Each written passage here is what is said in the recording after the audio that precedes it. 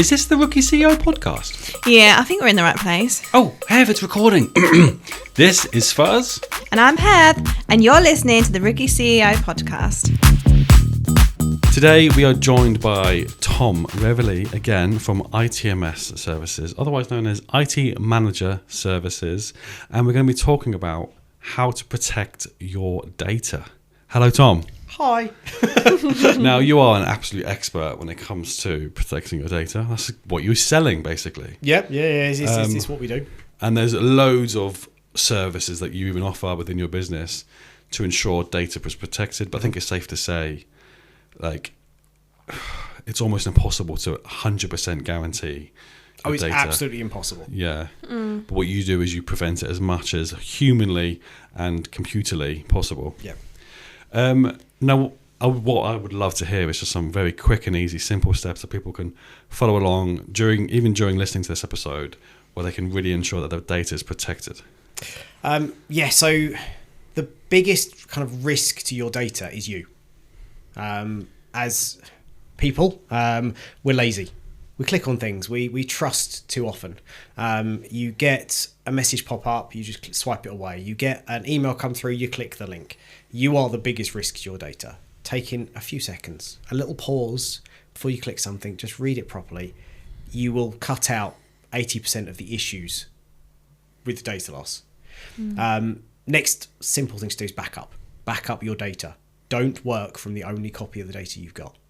Whether that is as simple as plugging an external hard drive in and taking a copy once a week, or using a cloud service to copy the data for you, having another copy, a second pot of your data, means that when inevitably something goes wrong, because no matter what you do, something will always go wrong, you've got that thing to go, oh, it doesn't matter, I'll go here, I'll have a look at that, everything's okay. So they're kind of the two quickest things you can do. Yeah, passwords are definitely the biggest sort of like Passwords thing. are a pain. Everyone hates passwords. Yeah, because we are so lazy. I think even, and I'm kind of half guilty of it, if it doesn't give me the option to calculate its own password, I will put a password in that I know that I remember, which very likely I have used in the past with other passwords. Or is one that if someone knew you would probably be able to guess. Whoa, hello. Are you guessing already? It's true though. You when you're creating a password, if you're sitting there going, I need to make up a password, Yeah. you're going to use something that makes sense to you. Oh, 100%, yeah. But if it makes sense to you, there's a good chance it'll make sense to people who know you. People like That'll to be quite a use fun children's game, names, animals' guessing. names, dates, places they've worked, places they've lived, things that are Yeah. easily Luckily, lookupable. none of my passwords are anything you've named, so I feel like I've passed that test. Is it password 1? But back in the day, do you remember you used to use the number pad and just go 1, 2, 3, 4, 5, 6, 7, 8, 9, 10? But what is your sort of best advice then in regards to passwords? Password managers. Password managers are amazing. There are so many out there. There are free, there are paid ones. Because from an outside perspective, like I feel like password managers, like from an external point of view, you put in all your passwords in a box. Yep. So if somebody gets that box, are you royally beeped? If you're not doing it properly, yes. So any half decent password manager will make you put in a ridiculously complex password. Okay. Yeah, LastPass did that and I forgot it and now I can't get back in. Okay, so you've lost the box. It's so safe, even I can't get That's in. the one. And then if you're setting it up properly, you should be setting up multi-factor authentication. That's that daft little code that comes through to your It's not phone. daft. See, That if Annoys I- everyone in the world. If I'd have done that, I would have been able to recover my account, but I can't because I didn't do that. That's a massive game changer, that. And you will just randomly at 2:30 in the morning get an email or notification saying, please approve. And then that's when you know someone from the other side of the world is trying to get into your account. But at that point, do you then change your password? No. Because you really should. No, I I had that don't. with Google the other day, actually. I didn't change my password. I just Because it declined means someone's tried to log in. They've entered enough details to get to the Yeah. point of, I need to get Someone this in the code. world Oh, knows your frick. password. Yeah. I'll change This my is- password after this. Yeah, I'll note that down whilst we're on the episode. Pause. Pause. And if anybody listening finds that relatable, go change your password. You're not in the middle of a podcast. In fact, You can actually, do it. If you've not changed your password in a while, just go and change your password. Sorry, who's the expert? Sorry. I'm going to have to inject slightly. The problem with that one is if it used to take it be back. that the recommendation was change your password regularly. So what people would do would have one password and they stick a different number on the end of it. Oh yeah, or an exclamation mark. Just shouting it. Yeah. Password 1. So industry's kind of gone away from you must change your password a lot onto these slightly more secure extra steps. So whether you've got devices, there's one called a YubiKey, which is a little device you plug in that is a second authentication. So it doesn't matter if someone's got username and password, unless they've got that physical device you're holding, they're not getting in. I've noticed that similar thing actually with Apple, where they've introduced your fingerprint. Which Biometrics are biometrics is amazing. another example of that. With the companies I used to work for, it was the same thing. To even access the VPN side of things, you'd have to use your fingerprint. Yeah. And that's something you can't lose. Like, I think that's perfect. When we're all very lazy, we've all got. I'm hoping you can. I don't know. We've all got unique fingerprints. I'm hoping so. Not an expert on that one, but I think you're pretty safe on that. One thing that I do know is that I know a lot of identical twins where they can get in each other's phones because of their face ID. Yeah. But they're sure the fingerprints are different. I don't know. And that's interesting though, on that biometric.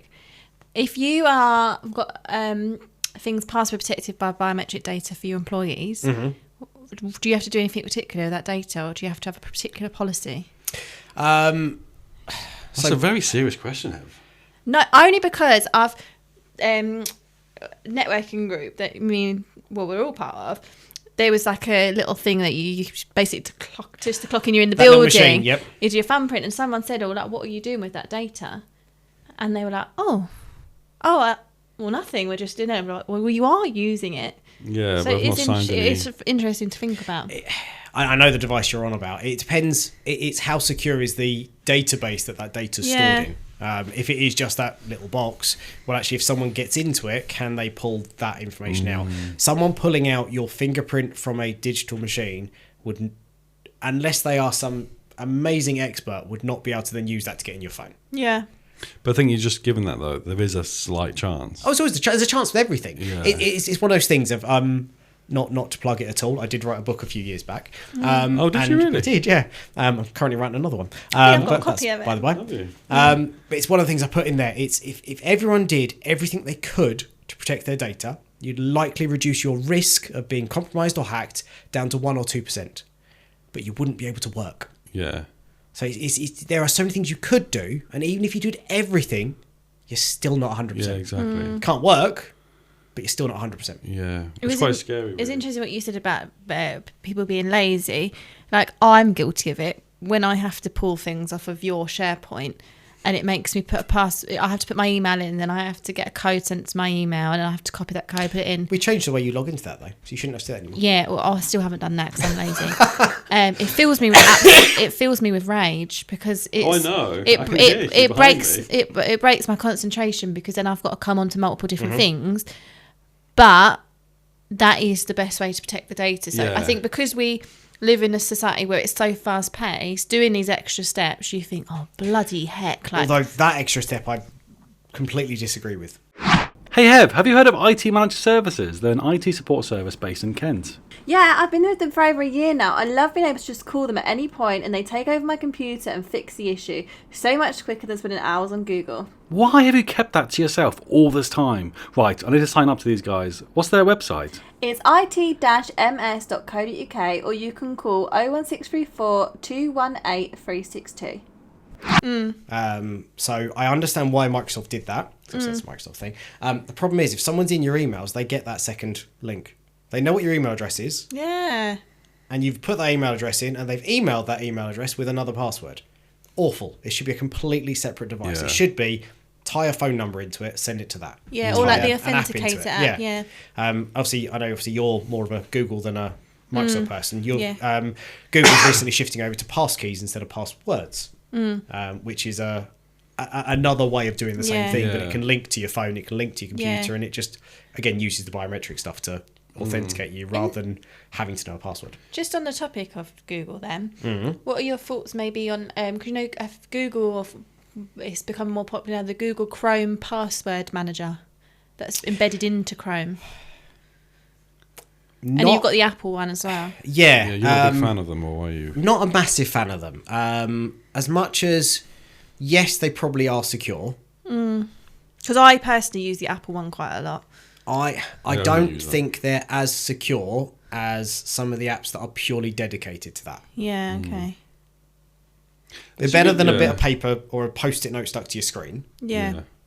But I'd still rather Yeah. use a proper piece of software that is designed for that than Yeah. just we'll give you this thing that kind of does it. That's definitely more beneficial than like if you're in like a corporate environment or if you have a team. If it's all managed in one place rather than on each of his computers, I think that's definitely more secure and it just helps managing the business a lot easier. Now we're gonna sort of like, because we might lose our listeners now. But we're going to kind of like up the ramp a little bit with we're going to start talking about cybersecurity. All the fun stuff. Cyber essentials. Yes.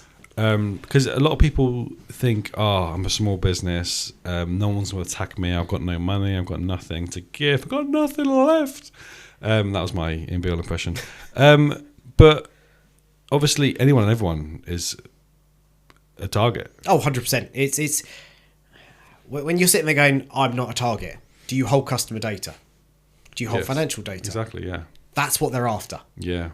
Even if you've just got a little database of everyone's email addresses, they want those email addresses. You won't make the news if you get attacked, but you will be attacked, and you will be attacked more often because the assumption, generally correctly, is that you're not putting the right things in place to protect yourself. If people like Marks and Sparks, Co-op, and Jaguar Land Rover can be attacked, and they've got ridiculous budgets, you can be attacked, and you will be. Yeah. You just won't make the news. So how does these packages that people are starting to get more and more sort of like attention on, Cyber Essentials and Cyber Essentials Plus, like how long have these guys been around, these packages? Oh, a few years now. So Okay. it's kind of a government-ish led scheme. Okay. If you kind of break the two apart, Cyber Essentials Plus kind of do the same thing, but in a slightly different way. So Cyber Essentials, generally, I think every single business should do it. Depending on the size of the business, depends how much you cost. And it is a amount set by the government.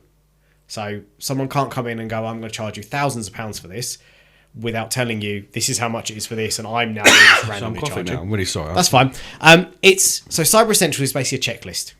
You're going to go through a questionnaire. You're going to answer 100 odd questions, and you're going to tell this bit of software how you are protecting yourself, what sort of things you're doing.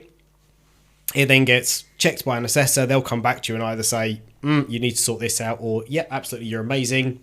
We'll give you a certificate for the year.